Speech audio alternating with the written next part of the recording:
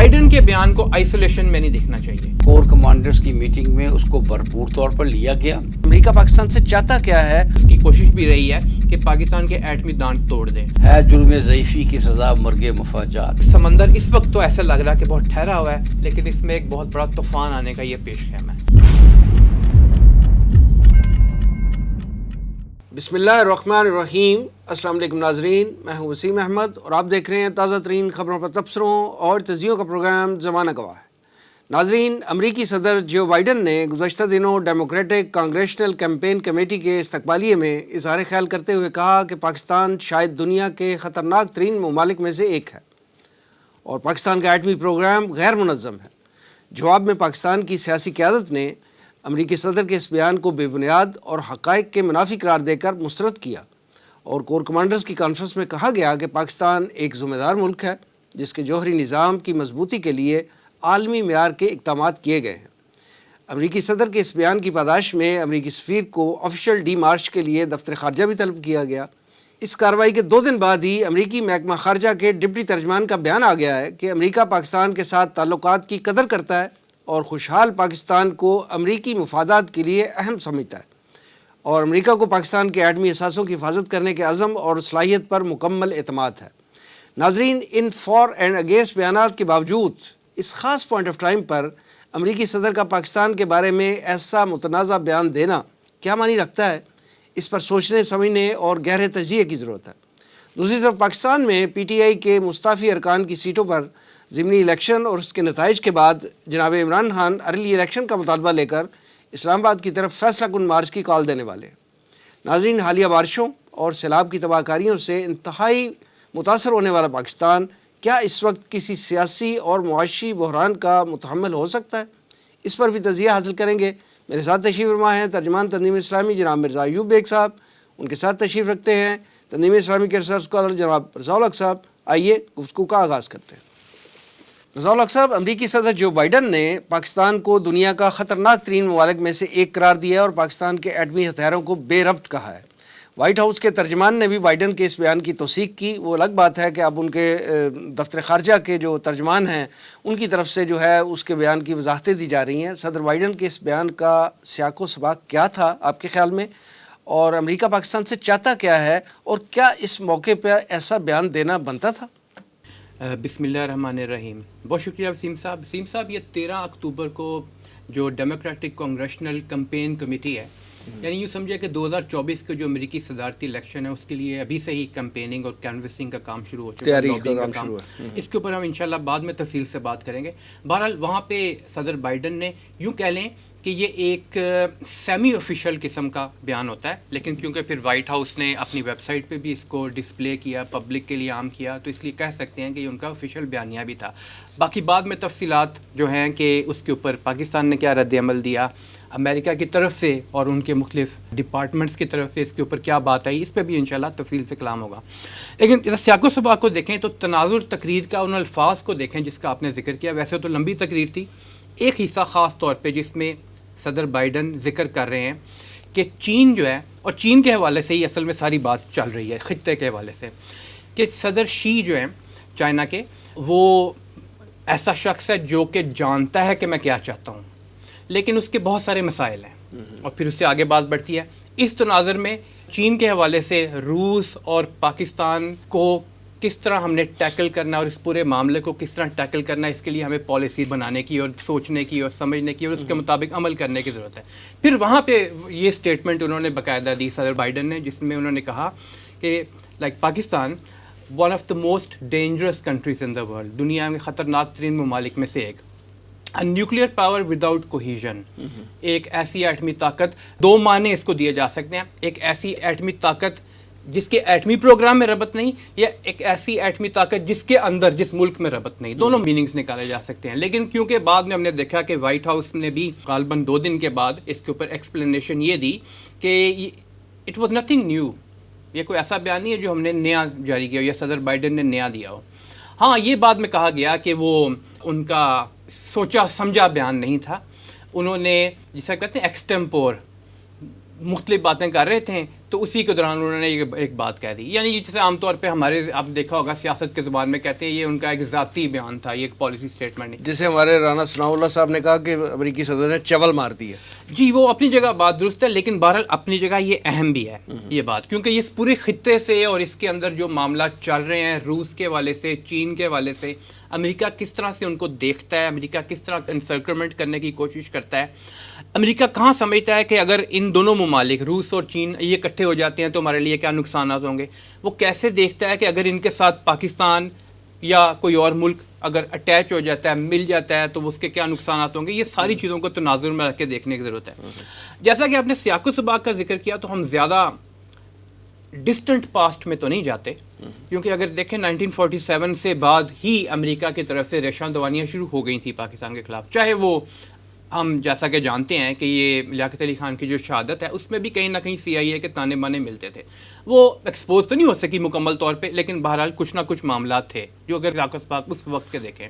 بعد میں 60s میں 70s میں 80s میں ہم ان تفصیل میں نہیں جاتے. 9/11 کے بعد خاص طور پہ ہم یہاں سے شروع اگر کریں تو پاکستان میں جو وار آن ٹیرر کے اندر امریکہ کا فرنٹ لائن اتحادی بن گیا تو اس کا بے پناہ نقصان پاکستان نے اٹھایا, اور امریکہ پاکستان کو ڈکٹیٹ کرتا رہا کہ میرے مقاصد کو حاصل کرنے کے لیے چاہے اپنے قبائلی علاقے وہاں بھی بمباری کرو, اور پھر ایئر بیسز بھی دو, اور ایئر بیسز سے پھر ہم نے دیکھا کہ وہاں پہ 57,000 مرتبہ ڈرون طیارہ بھی اڑا, اور اس نے جا کے صرف اپنے قبائلی علاقے نہیں افغانستان میں بھی بے شمار حملے کیے اور تباہ و بربادی میں وہاں پہ ایک رول پلے کیا. پھر ہم نے یہ دیکھا کہ جس طرح یہ 2 مئی 2011 کو اسامہ بن لادن والا ایبٹ آباد آپریشن جو آیا, وہ اس میں بھی امریکہ کی طرف سے یعنی پاکستان کے حوالے سے ان کی جو اسٹریٹجی ہے وہ ہمیں کلیئرلی ان واقعات کے ذریعے نظر آتی ہے.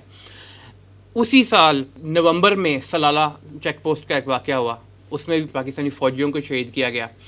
آگے بڑھتے ہیں تو 2018 کی 1 جنوری کو یعنی نیو ایئر جو ان کا ہوتا ہے, اسی ڈیٹ کے اوپر صدر ٹرمپ نے پاکستان کے حوالے سے ٹویٹ کی. اس نے کہا کہ پاکستان از اے ڈیسیٹفل کنٹری, پاکستان جو ہے ایک دھوکے باز ملک ہے, جس کا پھر بہت زیادہ رد عمل بھی دیا گیا. اس سے پہلے ہی اگر آپ دیکھیں تو 2012 کے اندر ہی امریکہ کی ایک اسٹریٹجی جو پیوٹ ٹو ایشیا پالیسی کہتے ہیں وہ آ چکی ہوئی تھی صدر اوباما کے دور میں ہی, کہ آئندہ ہماری جنگوں کا مرکز جو ہے وہ ایشیا ہوگا, اور ایشیا سے مراد یقیناً یہی خطہ ہے, مڈل ایسٹ بھی ہے یقیناً اس میں, لیکن پھر چائنا, روس کا وہ علاقہ جو ایشیا کے اندر آتا ہے, اور پھر یہ ہم دیکھتے ہیں کہ پاکستان, افغانستان اور ان علاقوں میں انڈیا بھی ساتھ انوالو کر لیں. 2018 کی نیشنل ڈیفنس اسٹریٹجی جو ہے اس کے اندر بھی انہوں نے خاص طور پہ اس کو اناؤنس کیا, ڈکلیئر کیا کہ ہمارے سب سے بڑے دشمن جو ہیں 2 اینیمیز جو ہیں چین اور روس, اور ساتھ جو بھی ان کا ساتھ دے گا اس پورے علاقے کے اندر.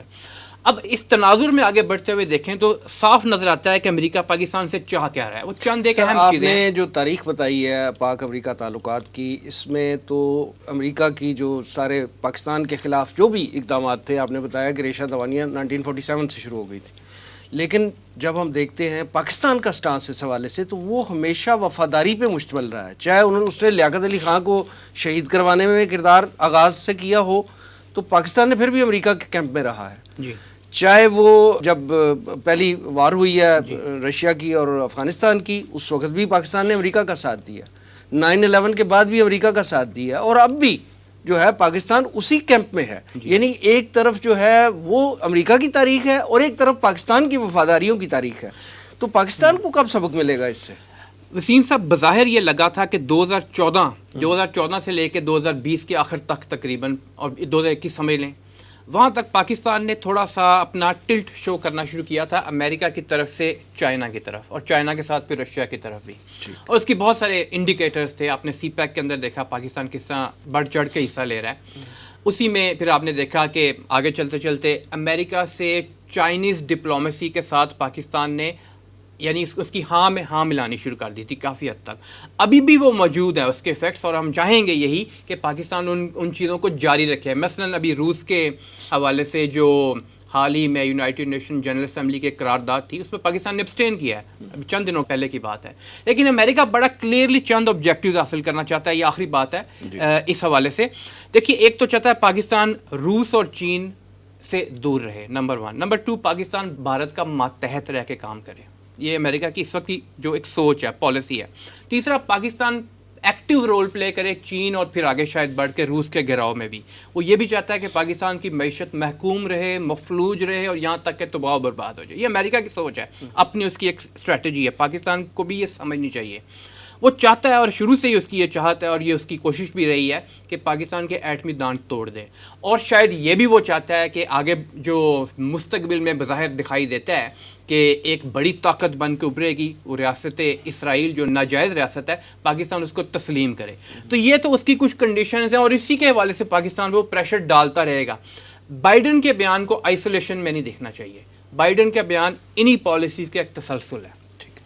ایوب بیگ صاحب, جو بائیڈن کا جو متنازع بیان تھا, اس کے حوالے سے ہم بات شروع میں کی ہے, اس پہ پاکستان کی حکومت کا, پاکستان کی فوج کا جو رد عمل آیا ہے, یعنی حکومت پاکستان کی طرف سے بلاول بھٹو صاحب نے, وزیر خارجہ صاحب نے فوری طور پہ ایکشن دیا تھا, جس میں انہوں نے کہا تھا کہ میں نے پرائم منسٹر سے بات کی ہے اور ہم ان کے سفیر کو طلب کر رہے ہیں اور آفیشیلی ڈی مارچ کریں گے.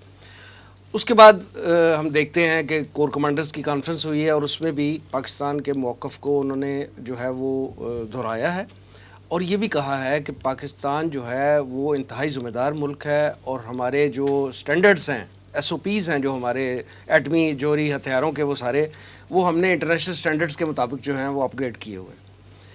آپ کیا سمجھتے ہیں کہ پاکستانی حکومت کا اور عسکری قیادت کا جو رسپانس ہے وہ اس حوالے سے ٹھیک ہے؟ بسم اللہ الرحمن الرحیم. وسیم صاحب, امریکہ کا جو معاملہ ہے, جس طرح اس نے پاکستان پر الزام لگایا ہے, یہ اپنے گریبان میں منہ نہیں ڈالا جا رہا اور دوسروں کو برا بلا کہا جا رہا ہے.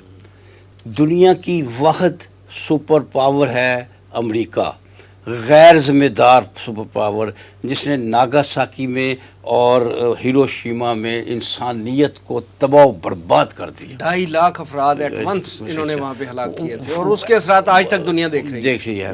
اور یہاں تک کہ کہا جاتا ہے کہ اس وقت جنگ ختم ہو چکی تھی, آلموسٹ جرمنی پر سپاہ ہو چکا تھا.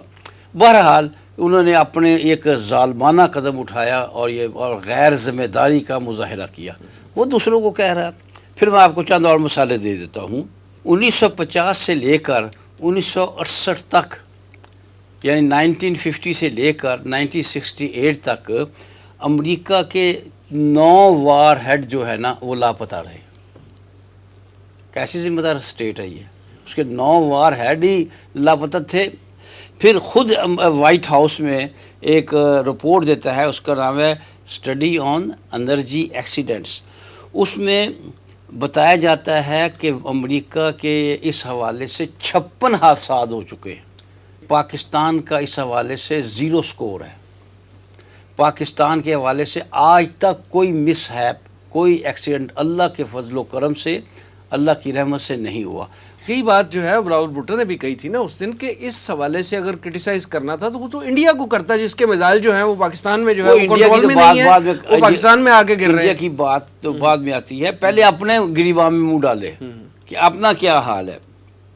اس کے علاوہ بہت سی مثالیں میرے پاس موجود ہیں جو انہوں نے ایٹمی حوالے سے غیر ذمہ داری کا مظاہرہ کیا امریکہ. پھر امریکہ کا اسٹریٹجیکل پارٹنر ہے انڈیا, جس کا بھی آپ نے ذکر کیا.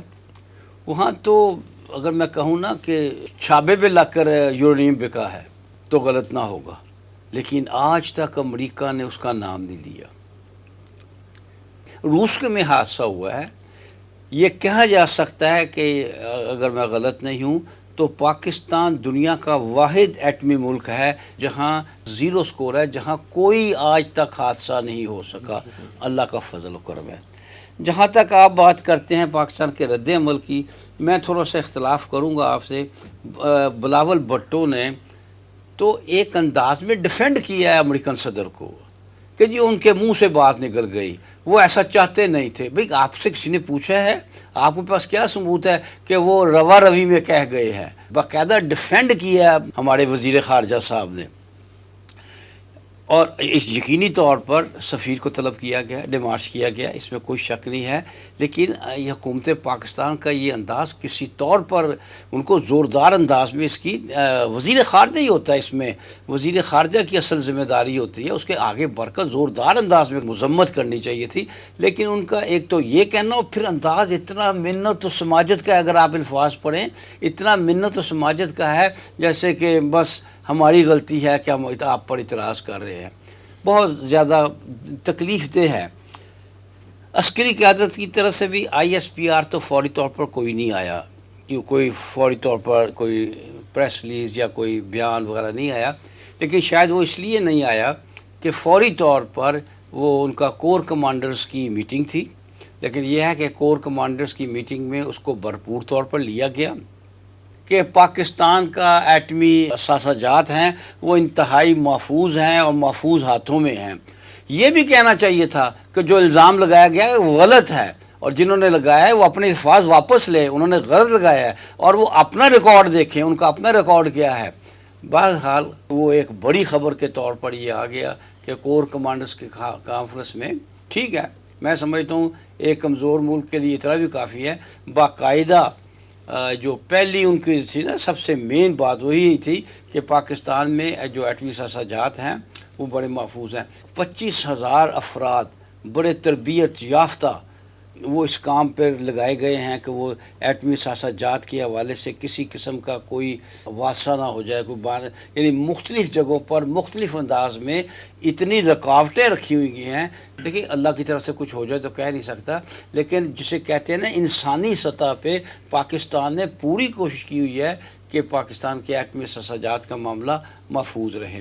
لیکن ہمارے ہاں کوئی جرت کی کمی ہے. دیکھیں چین اور روس کی طرح دبا کر جواب دیتے ہیں، انہیں زوردار انداز میں جواب دیتے ہیں. ہمارا جواب میں کم از کم میں مطمئن نہیں ہوا جس طرح کا ہمارا جواب گیا ہے.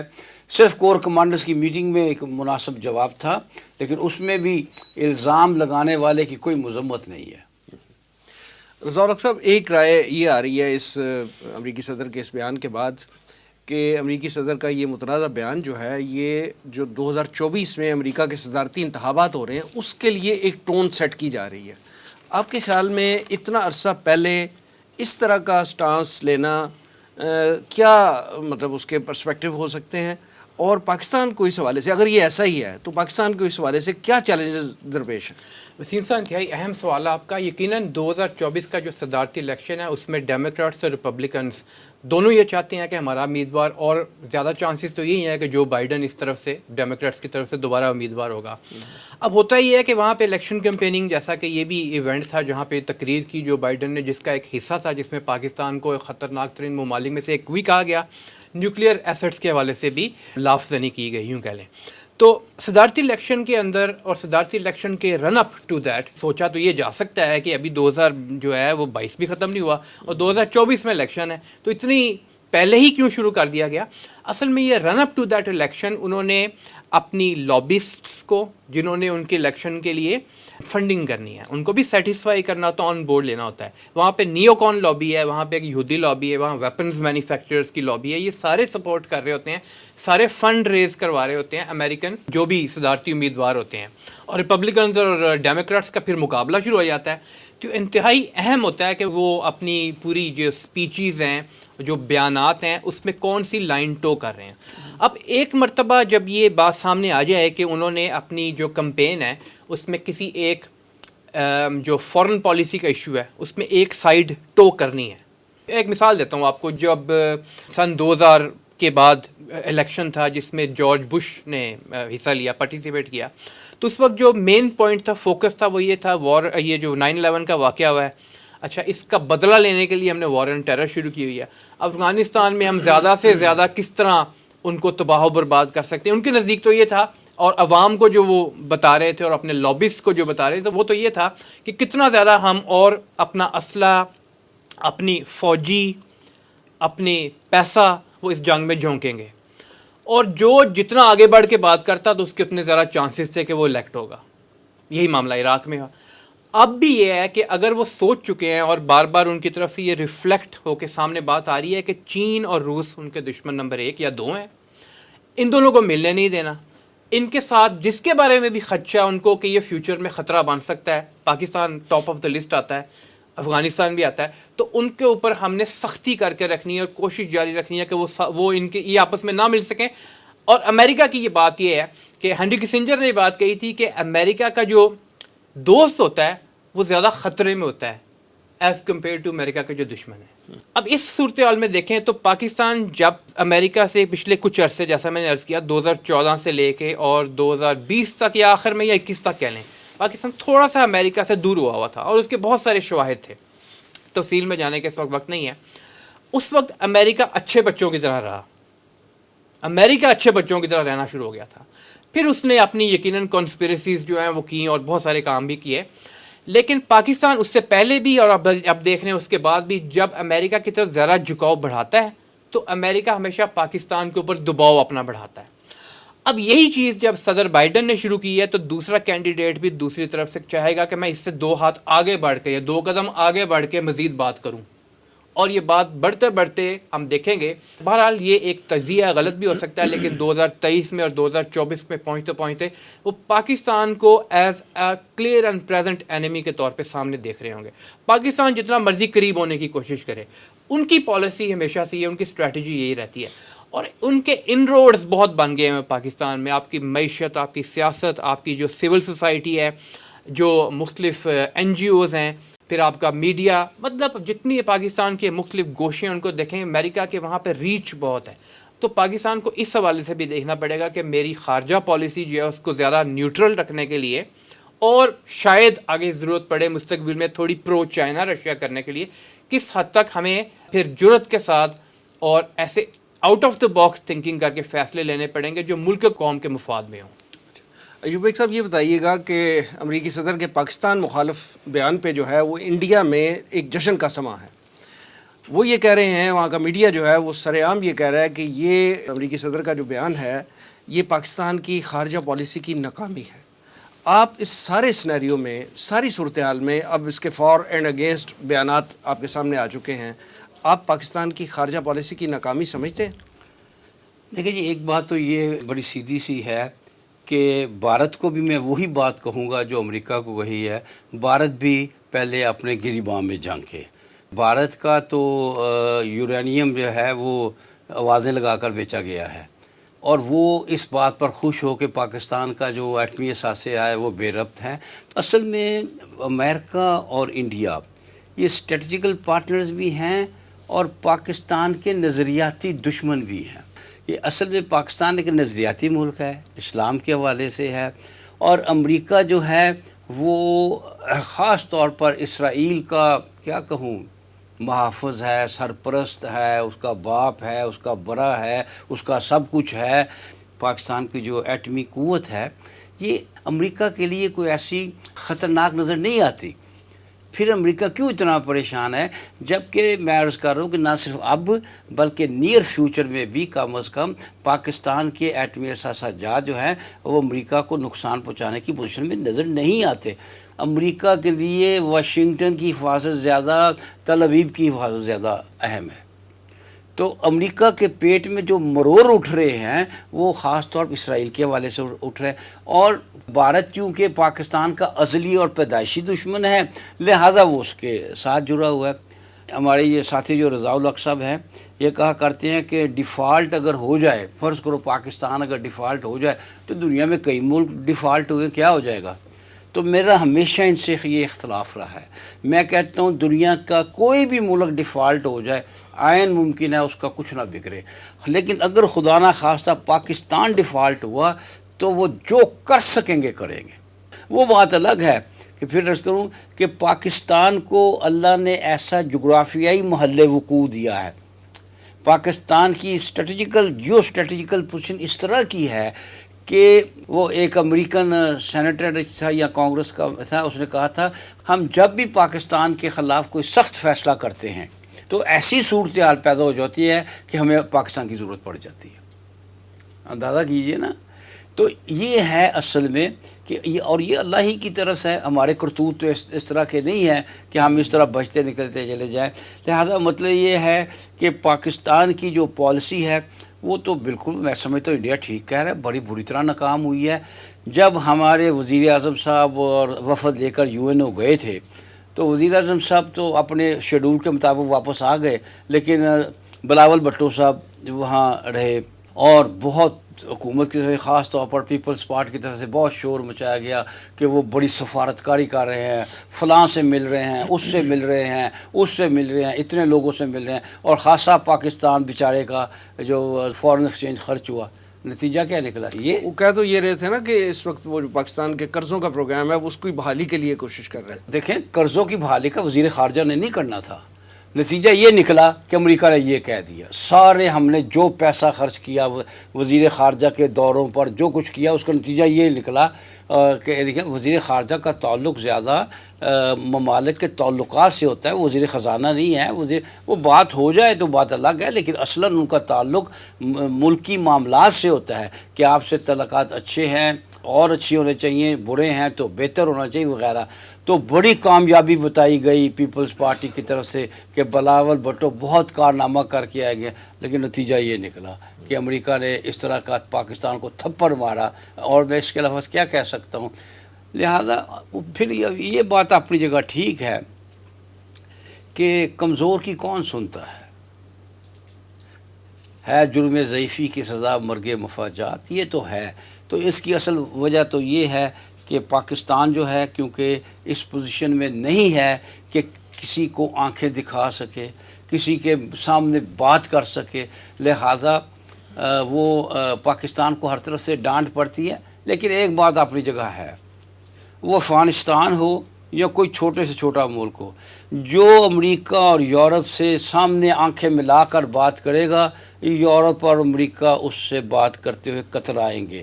اور جو ہماری طرح جو ہم کرتے ہیں، جی ہم بھیک مانگنے آئے ہیں، جی آپ اگر یہ کر دیں تو یہ آپ کی بڑی مہربانی ہوگی جی، تو پھر وہ دھتکارتے ہیں، پھر وہ ٹھوکریں مارتے ہیں. جیسے کوئی متکبر آدمی فقیر کو ٹھوکریں مارتا ہے نا، ان کا آج نہیں، ان کا شروع سے یہ طریقہ کار ہے. جو ان سے آنکھیں ملا کر، آنکھیں دکھا کر بات کرے، اس سے ذرا تحمل سے بات کرتے ہیں. اور جو ان کے آگے گرے، جو ان کے آگے منتیں کرے، وہ پھر اس کو ٹھوکر مارتے ہیں. اور یہ پاکستان کو ٹھوکر ماری گئی ہے.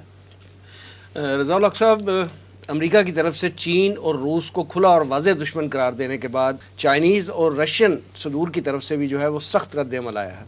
آپ کیا سمجھتے ہیں یہ بڑھتی ہوئی تلخیاں جو ہیں یہ کیا رنگ لائیں گی اور کیا ریپرکشنز ہوں گے ان سارے بیانات کے اور ان ساری اسٹریٹجیز کے؟ جی وسیم صاحب، روسی صدر تو بڑے عرصے سے حوالہ دے رہے ہیں اس بات کا کہ یوکرین کی جنگ میں نیٹو باقاعدہ شامل ہوا تو اور کسی بھی طریقے سے امریکہ اور نیٹو کی امداد زیادہ آتی گئی اور روس کے دفاعی لائنز پر بھی حملے شروع ہو گئے، تو پھر یہ ریڈ لائن ہوگی ایک دوسری ریڈ لائن، تو پھر اس میں پھر جنگ کے بڑھ جانے کے خدشات ہیں. ابھی حال ہی میں چین میں جو ان کی کمیونسٹ پارٹی آف چائنا اس کی 20ویں کانگریس ہوئی اور وہاں پہ صدر شی جن پنگ ان کو تیسری مرتبہ منتخب بھی کیا گیا. انہوں نے یہ بیان بھی دیا کہ تائیوان کے حوالے سے جو ہمارا ایک سٹانس ہے وہ سٹانس یہ ہے کہ تائیوان ون چائنا پالیسی کا، یعنی چائنا کا حصہ ہے، یعنی اس پہ جارحیت دکھانے کا اور جارحیت کے ساتھ حملہ کر کے اپنے ساتھ ضم کرنے کا جو آپشن ہے اس کو کبھی بھی چھوڑیں گے نہیں. یہ باقاعدہ انہوں نے بیان دیا، کر نہیں رہا لیکن اس کے بعد آپشن موجود ہے، وہ کلیئرلی ڈیفائن کیا ہوا ہے. ساتھ انہوں نے یہ کہا امریکہ جو ہے وہ کولڈ وار مینٹیلٹی ساتھ لے کے چل رہا ہے اور ابھی بھی یہی چاہتا ہے کہ میں کسی طرح دنیا کی ہیجمنی کریٹ کروں. مقصد اس بات کا یہ تھا، ہیجمنی نہیں ہے. چوتھی بات انتہائی اہم انہوں نے کی صدر شی نے کہ in the future it seems like کہ ایک سمندر کے اندر ایک طوفان آنے کے چانسز، یعنی کہ سمندر اس وقت تو ایسا لگ رہا ہے کہ بہت ٹھہرا ہوا ہے لیکن اس میں ایک بہت بڑا طوفان آنے کا یہ پیش خیم ہے. تو پوری دنیا میں جو مختلف جگہوں پہ اسٹریٹجک اہمیت رکھنے والے ممالک ہیں وہ دیکھ رہے ہیں، سمجھ رہے ہیں کہ آئندہ آنے والے جو مے بی یہ ونٹر، یہ سردیاں، اس کے بعد اگلا سال، یعنی اگلے یہ 2 سال جو انتہائی اہم ہیں بین الاقوامی حالات کے تناظر میں. اور یہ انالیسز ہے بہت سارے لوگوں کا کہ چانسز ہیں اس چیز کے کہ یہ جنگ شروع ہوئی ہے یوکرین میں اور مختلف اور جگہوں پہ وہ پھیلنے کے، بڑھنے کے، اور پھر 2 پارٹیاں یعنی ایک طرف مغرب ہو پورا، دوسری طرف چین اور روس اور ان کے اتحادیوں، یہ زیادہ آگے بڑھنے کے چانسز ہیں. ٹھیک ہے، آگے بڑھتے ہیں اور پاکستان کے اندرونی سیاسی حالات جو ہیں اس وقت جو اس پہ بات کرتے ہیں. ایوب بیگ صاحب، آپ نے ضمنی انتخابات جو ہیں وہ دیکھیں، ان کا رزلٹ دیکھا اور ان کے رزلٹ کے مطابق جو ہے وہ عمران خان صاحب جو 7 سیٹوں پہ الیکشن لڑ رہے تھے ضمنی، اس میں سے 6 جیتے ہیں اور 1 ہارے ہیں، اوورال 2 سیٹیں لوز کی ہیں انہوں نے اپنی ہی جیتی ہوئی سیٹوں میں سے۔ اب ان کا ارادہ جو ہے وہ یہ ہے کہ اب وہ اسلام آباد کی طرف ایک فائنل کال دینا چاہ رہے ہیں ارلی الیکشنز کا ایجنڈا لے کے۔ آپ کیا سمجھتے ہیں کہ پاکستان میں اس وقت جو حالات ہیں، خاص طور پہ سیلاب کے بعد جو پاکستان کی سیاسی اور معاشی صورتحال اس وقت جو ڈسٹرب ہوئی ہے سیلاب کی وجہ سے، ان حالات میں اس طرح کی کوئی ہلچل جو ہے پاکستان میں سیاسی طور پہ عدم استحکام جو ہے وہ کیا فیزیبل ہوگا؟ عدم استحکام تو وسیم صاحب کبھی بھی فیزیبل نہیں ہوتا۔ پہلے تو میں اس سمجھتا ہوں یہ الیکشن نہیں تھے، وہ بھی میں آپ کو بتا دوں گا کیوں میں سمجھتا ہوں کہ اپنی سیٹیں چھوڑی ہوئی جیتی ہیں، تو میں سمجھتا ہوں یہ اس سے برعکس بات ہے، یہ بہت ہی ایک غلط بات پھیلا دی گئی ہے۔ آپ دیکھیں کہ جب سیٹیں حاصل کی گئی تھی تو اس وقت تمام جماعتیں الگ الگ الیکشن لڑے تھے۔ پہلی بات تو یہ وہ سیٹیں الیکٹ کی گئیں، حکومت نے وہ سیٹیں الیکٹ کر کے ان کے استعفے منظور کی جہاں پی ٹی آئی بڑے چھوٹے مارجن سے جیتی ہوئی تھی، لیکن وہاں یہ سچویشن تھی کہ پیپلز پارٹی بھی لڑ رہی تھی اپنی جگہ پر، نون بھی لڑ رہی تھی اپنی جگہ پر، جے یو آئی بھی لڑ رہی تھی اپنی جگہ پر، اے این پی بھی لڑ رہی تھی اپنی جگہ، اور تب جو ہے ان کے تقسیم ہوئے، اور تب جا کر مثلا مردان کی سیٹ سے محمد علی نے 1000-2000 ووٹ سے جیتے۔ اب کیا ہوا، اب سب کے ووٹ اکٹھے ہوئے اور سب شکست کھا گئے مل کر، تو کیا آپ یہ کہیں گے کہ ہاری سیٹ واپس لی، اپنی جیتی سیٹ واپس لی ہے؟ سب کے ووٹ چھین لیے ہیں۔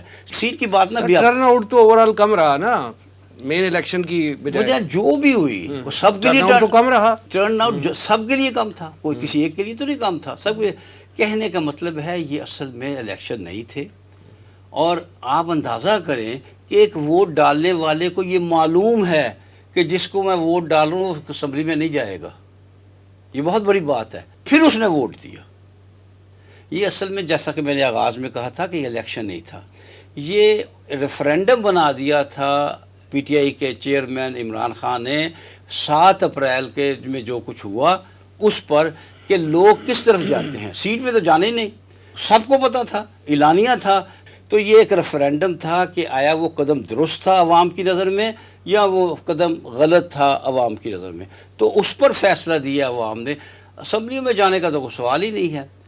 البتہ یہ دوسری بات یہ ہے جو کہ آپ نے کہا ہے کہ وہ اسلام آباد جانے کی کال کا حوالہ دیا ہے، اللہ انہوں نے تو یہ کہا ہے نا کہ اکتوبر سے آگے میں نہیں دیکھ رہا، میں اس سے پہلے ہی کال دوں گا اکتوبر سے ختم ہونے سے پہلے۔ میرے خیال میں شاید کال دینے کی ضرورت، جو اب حالات پیدا ہو گئے ہیں، جو اب صورتحال سامنے آ گئی ہے، اللہ کا شکر ایسا ہو گیا ہے، میں کسی صورت میں بھی کسی لانگ مارچ، کسی ہلے گلے کے حق میں نہیں ہوں، ہونا چاہیے۔ یہ معاملات آئین کے مطابق، جمہوریت کے مطابق، جو بھی ہمارا صاحب اس کے مطابق ہونے چاہیے، لیکن جو مجھے نظر آ رہا ہے وہ مجھے نظر آ رہا ہے کہ یہ کال نہیں دی جائے گی، اس لیے کہ بیک ڈور پر رابطے ہو رہے ہیں، اور امید ہے انشاءاللہ آپس میں کچھ فرق تو اتنا ہی ہے نا، یعنی مل بیٹھیں گے، یہ مل بیٹھے نہ بیٹھے وہ بیچ والے لوگ کچھ طے کروا دیں گے، بیٹھ کر یا بیٹھے بغیر۔ اصل میں بات یہ ہے نا کہ فرق تو اتنا ہی ہے نا، خام خواہ کی ضد ہے۔ ایک کہتے ہیں جی اگست میں اس سے پہلے ہم نے الیکشن نہیں ہونے دینے، ایک کہتا ہے کہ ہم فوراً چاہتا ہوں، دونوں ضد کر رہے ہیں۔ ایک کہتا ہے فوراً الیکشن ابھی صبح 1 گھنٹے بعد، اور ایک کہتے ہیں جی ہم 31 جولائی کو بھی کرانے کو تیار نہیں ہے۔ ایک ضد ہے دونوں طرف سے۔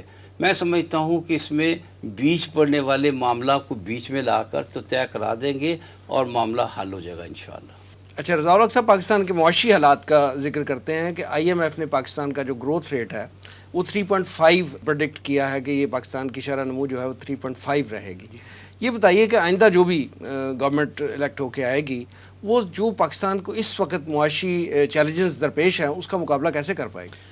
وسیم صاحب، ابھی جو آئی ایم ایف نے حالیہ اپنی 2 سالہ رپورٹ آؤٹ لک دیا کرتے ہیں پوری دنیا کا، اس کے مطابق انہوں نے یہ بتایا ہے کہ جو 6% شرح نمو تھی 2021 اور پھر کم ہو کے اس سال وہ 3.2 5% تک شرح نمو سے G D P growth rate ہوگا، اور پھر اس سے آئندہ سال انہوں نے کہا یہ 2023 اور اس کے بعد اس کے آخر تک وہ 2.7% تک۔ پاکستان کے حوالے سے انہوں نے یہ بات کہی کہ پاکستان کا ویسے ہمارے اپنے بھی فگرز یہی تھے جنریٹڈ جو ہیں 3.5% جی ڈی پی گروتھ کے چانسز ہیں، لیکن ساتھ انہوں نے یہ کہا ہے کہ یہ سیلاب سے پہلے کی بات ہے۔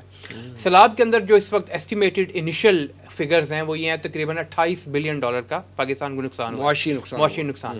ابھی حال ہی میں جو ڈار صاحب بھی کوشش کر رہے ہیں کہ کچھ ری نیگوشیٹ کیا جائے لونز کو، ڈیٹ کو، وہ تقریباً $27 بلین کے ہیں۔ پاکستان کے جو بانڈز ہیں سکوک یا تھرڈ سکوک بانڈ جو ہے وہ 60% فال کر چکا ہوا ہے تقریباً گزشتہ سال کے دوران، اور اس کی جو ییلڈ ہے یہ تقریباً 5 دسمبر 2022 کو میچور ہو رہا ہے، تو اس میں 136% اس کی ییلڈ گر گئی ہوئی ہے۔ پاکستان کی جو انفلیشن ریٹ کے فگرز آ رہے ہیں اس وقت تقریباً 25% ہے، ویسے دنیا بھر میں 10 یا اس سے زیادہ فیصد تک تمام جگہوں پہ دکھائی دے رہی ہے۔ کرنسی میں پاکستان کے ڈالر پچھلے دنوں روپی نے گین کیا تھا ڈالر کے اوپر، لیکن یہ دوبارہ نیچے جا رہا ہے۔ البتہ دنیا بھر کی تمام کرنسیز اس وقت ڈالر کے اگینسٹ نیچے جا رہی ہیں۔ انٹرنیشنل مارکیٹ میں ہم نے یہ دیکھا ہے کہ ان سارے معاملات کی وجہ سے، اور انفلیشن بھی زیادہ ہے، اور ایک ٹرم ہوتی ہے اکنامکس کی اسٹیگفلیشن، یہ ایک ڈبل ایج سورڈ ہوتی ہے۔ ایک طرف آپ کی انفلیشن بڑھ رہی ہے اور دوسری طرف آپ کی جی ڈی پی گروتھ جو ہے وہ بھی کم ہو رہی ہے۔ اب آپ جی ڈی پی گروتھ بڑھانے کے لیے اگر مزید اکانومی کے اندر ڈیمانڈ کریٹ کریں گے تو انفلیشن اور بڑھنے کے چانسز ہیں۔ اوور آل یہ لوز سچویشن ہوتی ہے، زیرو سم گیم بن جاتی ہے، کولیپس کی طرف جا رہا ہے۔ اور یہ بہرحال آئی ایم ایف کی طرف سے بھی، ورلڈ بینک کی طرف سے بھی، باقی اداروں کی طرف سے بھی یہ بات آ رہی ہے کہ دنیا کی اکانومی کلیپس کی طرف جا رہی ہے۔ دیکھیے چیلنجز سے نبرد صحیح طرح ہونے کے لیے ہمارے پاس تو ایک ہی راستہ ہے، وہ یہ ہے کہ ہمارا جو اسلامک اکنامک ماڈل ہے اس کے اوپر امپلیمنٹیشن سٹارٹ کر دی جائے۔ اگر 91 کا جو شریعت کورٹ کا فیصلہ تھا جس میں سود کے حوالے سے بڑا کلیئرلی ڈیفائن کر دیا گیا تھا کہ یہ بینکنگ سسٹم حرام ہے، اس کو ختم کیا جائے، متبادل کے طور پہ بھی اس وقت سے ہی بات سامنے آ گئی تھی، اکانومی جو ہے اس کو امپلیمنٹ کیا جائے۔ اس کی وجہ یہ ہے کہ دنیا بھر میں انٹرسٹ ریٹ کو بڑھا کر عام طور پہ وہ کوشش کی جاتی ہے کہ جو اکنامک پرابلمز خاص طور پہ اسٹیگفلیشن والے ہیں ان کو کرٹیل کیا جائے، ان کو بہتر کیا جائے۔ ترکی نے اس سے مختلف اسٹریٹجی اپنا کر فوائد حاصل کیے، لیکن اب دیکھیں 91 سے اب تک اگر ہم انٹرسٹ فری اکانومی کے مطابق چل رہے ہوتے، اور اس کے بہت سارے ایونیوز پاسبل ہیں جس کے ذریعے ہم کہہ سکتے تھے انٹرنیشنل ڈونر باڈیز کو کہ ہم جو ہے وہ کیونکہ ہمارے اپنی یعنی کہ کورٹس نے یہ آرڈر کیا اور پھر پارلیمنٹ کے اندر لے کے جا سکتے تھے، پھر ایک او ڈی ایس اور الیجیٹیمیٹ ڈیٹ والا پورا معاملہ ہے، کئی طریقے تھے۔ بہرحال کہنے کا مقصد یہ long and short of it is کہ پاکستان اب بھی یہ جو 2022 کے اپریل میں ہمارے فیڈرل شریعت کورٹ نے فیصلہ دیا تھا، اور اس میں جو چیف جسٹس تھے مسکان زئی صاحب جو پچھلے دنوں شہید بھی ہو گئے، اللہ تعالیٰ ان کے درجات بلند فرمائے، تو وہ ایک بہت اہم فیصلہ تھا اور اس میں ایک روڈ میپ دے دیا گیا تھا کہ آپ آگے بڑھ کے اس طرح کریں۔ اب بجائے اس کے کہ ہم سپریم کورٹ میں اپیل لے کے کہ جی ڈیسیژن ہم نے امپلیمنٹ نہیں کروانا، اگر یہی کرتے رہیں گے تو پھر آگے جا کے بھی کوئی ایسا طریقہ نہیں ہے کہ جس میں پاکستان جو ہے وہ اس سے باہر نکل سکے۔ اس وقت دنیا میں چرچا ہے اس بات کا کہ پاکستان ڈیفالٹ کی طرف جا رہا ہے، اور ہمیں اس سے نکلنے کا جو ذریعہ ہے یقیناً اس میں کرپشن ختم کرنا، اچھی گورننس لے کے آنا، یہ ساری چیزیں اپنی جگہ اہم ہیں، لیکن کور ایشو جو روٹ آف دا ایشو ہے وہ دنیا میں جو اس وقت خاص طور پہ مسلم اکانومسٹ ہیں انہوں نے آئیڈینٹیفائی کر دیا ہوا ہے، وہ یہ ہے کہ جب تک آپ ربا کو ختم نہیں کریں گے اور اس کے فری اکانومی نہیں لے کے آئیں گے اس وقت تک کوئی حل نہیں ہے آپ کا۔ تو بہرحال یہ چیلنجز ہیں، چیلنجز سے نکلنے کا طریقہ ہمیں پرووائڈ بھی کر دیا فیڈرل شریعت کورٹ کا، اب اس کی طرف قدم بڑھانے کے لیے ہمت اور حوصلے کی ضرورت ہے۔ بہت بہت شکریہ جناب رضا الحق صاحب اور جناب مرزا ایوب بیگ صاحب۔ ناظرین یہ تھا آج کا پروگرام، آج کے لیے اتنا ہی۔ ہمارے تمام سوشل میڈیا پیجز پر اس پروگرام کا فیڈ بیک ضرور دیجیے گا، آپ ہمیں ای میل بھی کر سکتے ہیں، ہمارا ایڈریس ہے media@tanzeem.org۔ اگلے پروگرام تک کے لیے وسیم احمد کو اجازت دیجیے، اللہ نے کے بعد۔